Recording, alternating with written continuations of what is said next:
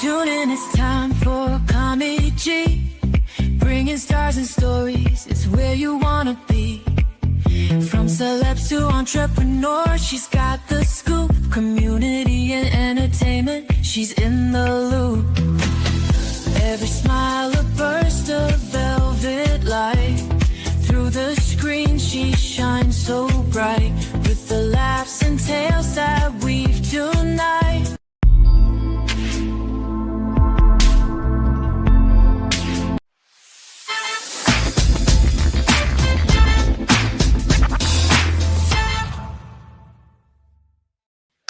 Well, welcome to another episode of SKST Radio, and you tuned into the Cammie Grayson Show, and I am Cammie Grayson, your host, and I have a brand new friend. He goes by the name of Chris Legacy. Hi, Chris. Welcome to the show. Hey, what's up, Cammie? Thank you for having us. Absolutely. Chris, tell people who you are and what you do. Well, my name is Chris Fairley. My stage name is quick story behind that. I served some time in the military, and Okay. when you release or do anything when you're in that uniform, the military sort of owns it, and so we had to kind of come up with an alias name, and so we we went with Chris Legacy, and that's kind of it's kind of stuck with this. But a recording artist, producer, concert promoter, and just lover of people. Okay. So you use the word we. Who is the we? Mhm. We uh, friends, folks that were with us.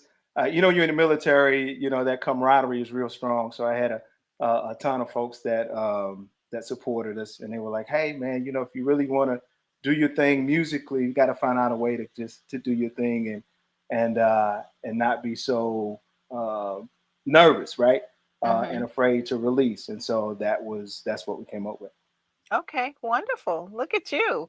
So, you are from, you did your military service here near Virginia, or where were you? So I not originally from Mississippi. I probably fast forwarded too far, right? I'm originally from a little town, Moss Point, small town in Okay. Mississippi. And obviously as time went on, I did join the military. Um, I've been all over the world. Hmm. Served initially in Europe. Got an opportunity to be a part of army bands, army entertainment, if you will, Okay. in Europe. And so I traveled performing for service members, family members, dignitaries to the nation.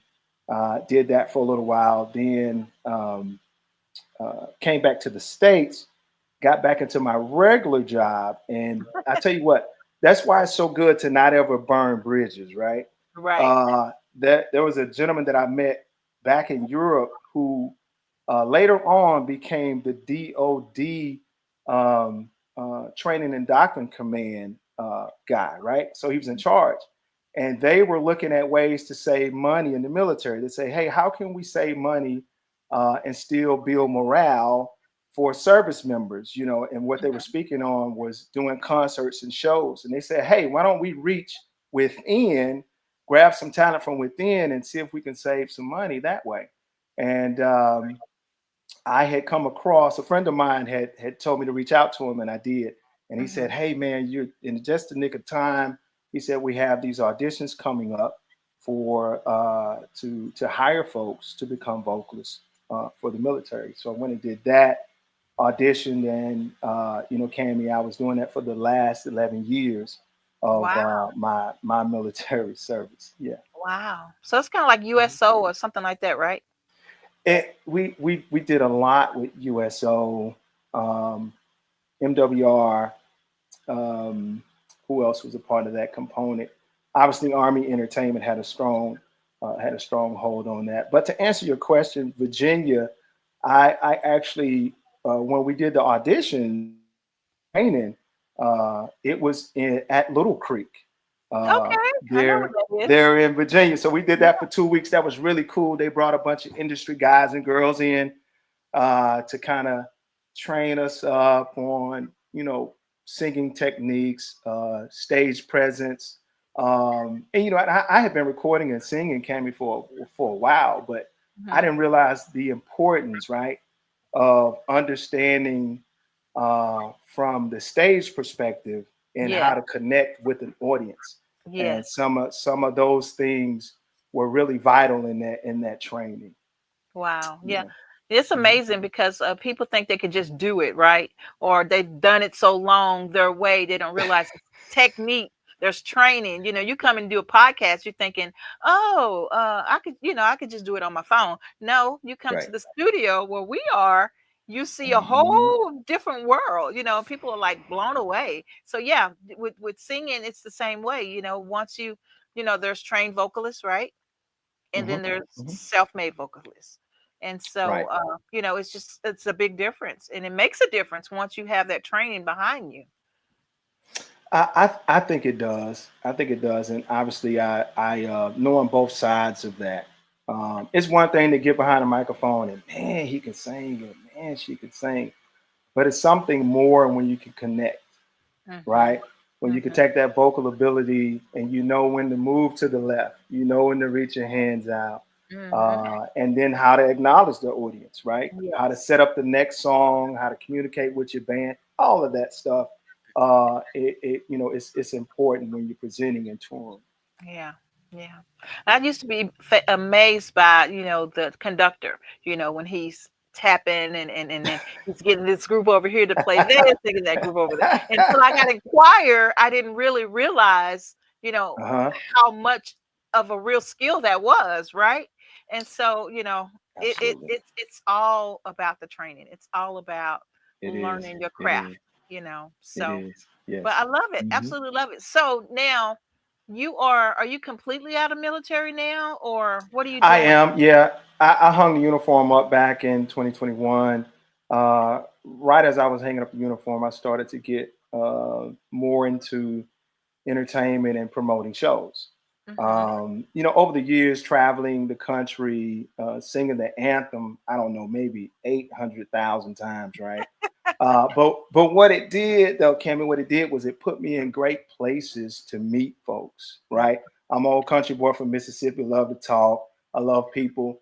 And so I would find myself in great situations or great conversations with folks, managers of artists, the artists themselves. I would be in green rooms with some of the biggest names in the industry, right? Hmm. But I would be in uniform getting ready to sing the anthem, and they would be getting ready to do a concert, right? Uh-huh. Hmm.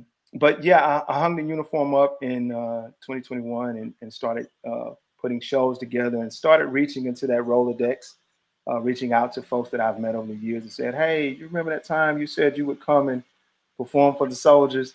Hmm. Why don't you come through and do this show for us, man? And so we start putting some of those things together, and yeah, so Yeah, fun yeah, times, and here we are, right? yeah. But just so let's go back a little bit more though. So you Hmm. started in 2021, and then Hmm. 2022 is when COVID pretty much hit. So did that affect you and what you were It trying to build at that time? it it did. It's funny you would say that. So as we were building uh, and building up our reputation as a concert promotion team, and yeah, COVID hit. And when it hit, though, we were able to kind of pause because it was a whole lot of uncertainty, Right. and it was the states and obviously the government got involved, and so we would have to pull ticket sales, refund money. But right Yeah. on the tail end of that thing, we were able to pull off a Blues and Ribs Fest out in Georgia, and we were one of the first ones to hit the ground just outside of what's the big thing? The golf tournament in Augusta, the Masters.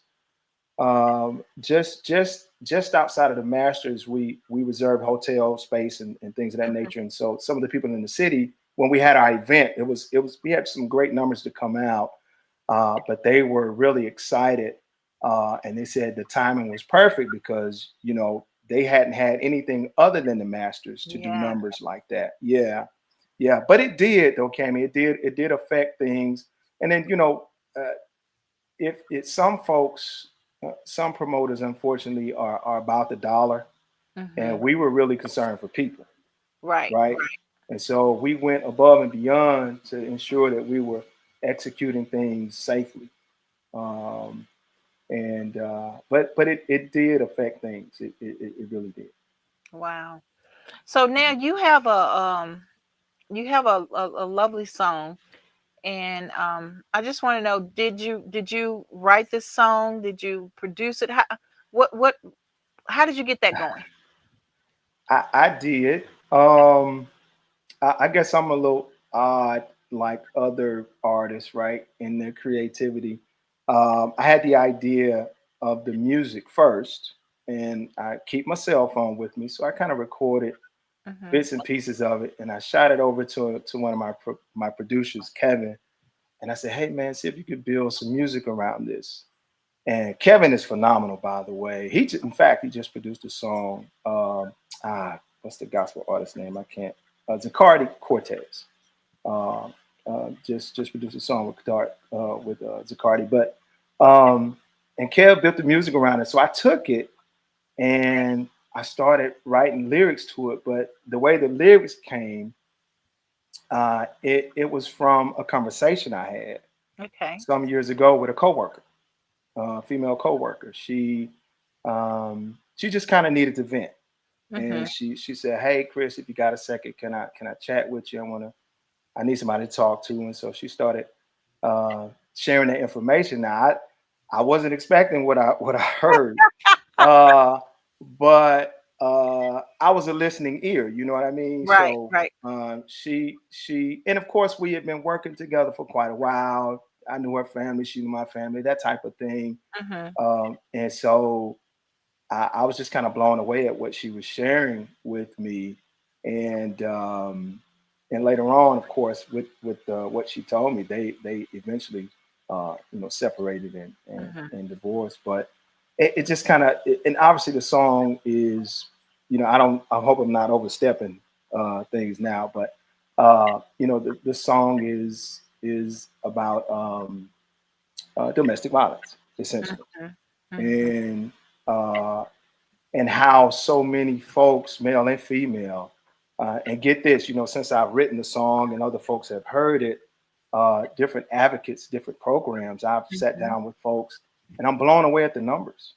Wow. I'm blown away at the men and women, mostly women, about a good 92% is women that's affected by this. I'm just blown away at the folks that go through this and don't say anything.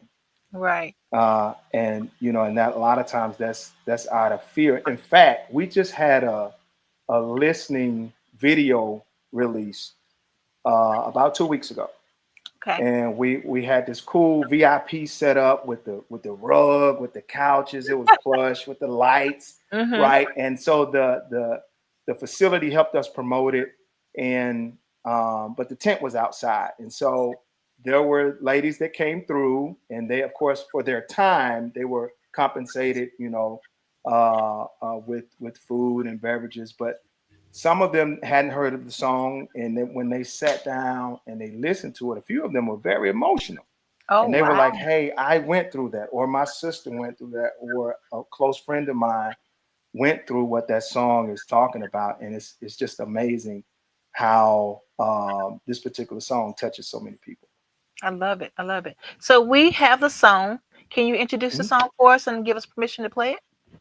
Yeah, you got permission to play it. It's called "Less Than a Woman." It's a song that, again, that I wrote, and it speaks out for those who are going through similar situations with domestic violence, who can't really speak for themselves. I love it.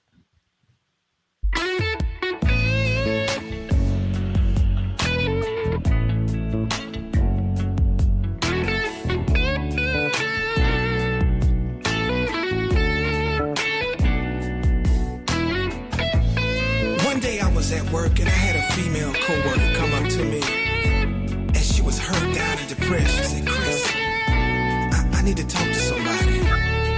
And this is what she told me: "It's hard staring in the mirror 'cause I can't stand who it is I see. I see this heartbroken little woman, so sad, so depressed, staring right back at me. Some days I do nothing but cry. I just lay there, and sometimes I wanna die. She said, oh, I feel less than a woman. She said, well, I feel less than a woman. Less than a woman. And this is what she told me. She said, I used to wake up in the morning. I had breakfast laid out on the table. I even dropped out of college.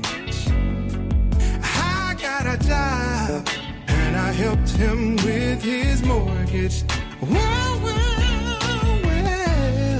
we even had kids. Sometimes I wonder why I did. Now after all the verbal and physical abuse, I feel so broken, damaged and used. Well, she said, oh, I feel less than a woman. Sometimes I don't feel like myself. Yeah, she said, I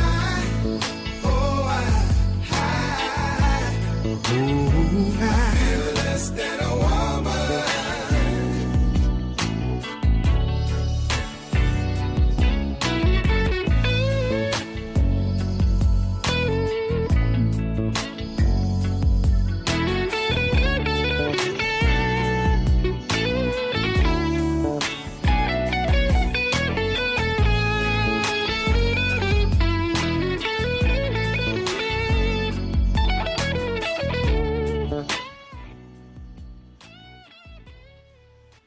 Wow. Chris, I love it. Absolutely love it. You know, it's one of those songs that it kind of remind you like a cross of blues and kind of like the juke joint music. You know what I mean? You know, Yeah. like a hole in the wall. And just kind of hang out, have to bring your own drinks. Grown folks, yeah. Yeah, BYOB with the brown bag. Exactly. Yeah. Is that the feel that you were trying to get with that? I think that's what it turned into when I had the idea. I had the hook, and then of course the guitar riff. That if I played it back to you, it would probably blow you away. But yeah, it just felt like that. And there's certain instrumentations that would do that, right? And obviously that guitar brings it home. Funny story, being from Mississippi, my grandfather had a juke joint. Right? Now it wasn't like called, Paw juke joint. It wasn't like that. Through the day it was like a venue where they served breakfast and lunch. It was really small, and it was in Jackson, Mississippi. If you've ever heard of Jackson, Mississippi. Yeah. So, and this was back in the day, back when times were really different, where things were segregated to a certain extent. And the rumor is, as my auntie would always tell me, in the evening time, they would push them tables and them chairs back. And they cut that music on, and they go get some of Grandpa Moonshine out the back. Oh my goodness! And they would do their thing, but the word got out throughout Mississippi to the point where, and this is rumored because I didn't see it, but this is part of the story, is that folks throughout Mississippi from the Gulf Coast all the way down from the Delta, they would come there on Sundays. They would cross the railroad track and go hang out at Grandpa's spot, and they would just kind of hang out and do their thing, and they were protected because my grandpa, he was like a 6'5", he was kind of a big dude, and so on the job, on the what they call the white folks job back then, but on the job, he was a regulator for people that looked like him. And so in exchange for that, they took care of him. And so on those weekends, it would be cops on the other side of the track that would protect the other folks from coming in on them. And so it was it was pretty historic. My auntie would tell me about it, but she said, yeah, he had that juke joint. He'd be coming home late and falling all over the place. But yeah, sure, that music I can I would imagine those folks can relate because of the feel of it, right? I feel of it, right? Yeah, and the whole meaning behind it is strong. It really is strong. So what about the lady herself? Did you share this song with her? Did you get permission? No, this was years ago. So I've lost contact with her. And I prefer it not to be a thing where we're calling someone out, right? But it was certainly the motivation from that story that motivated me to put the lyrics to the song. Okay. And I saw the direct results of that after that preview, but during the preview when other folks were touched by the words and they were, they connected with some other women and they were hugging. That's something about y'all women now. Y'all love on each other, support one another to the greatest extent. But it was remarkable to see those connections. And what we're going to do later on is release some of those testimonies from that, some audio, and we obviously won't put their faces to it, but no, I didn't reach back out to her. She, to my knowledge, she did get away from that situation. But no, I haven't spoken with her directly. Okay. Well, I'm sure when she realizes you, she'll be reaching out to you. And I'm sure. Yeah, you know what I mean? It's kind of like, you sometimes you can kind of hit and miss, and then when she realizes you singing that song, then it's gonna come back to her. And so you have to be prepared for that day. It's gonna be some crying. It's gonna be some wow going on. You were a pillow, right? You were someone there for her, listening to her whole situation, and you probably were instrumental in helping her get out of that situation. So you mentioned that I would imagine so. Yeah. So I think that's wonderful that you came up with that. I really do. So speaking of being wonderful and things that you would do, so now we're to the point where we are asking for words of wisdom.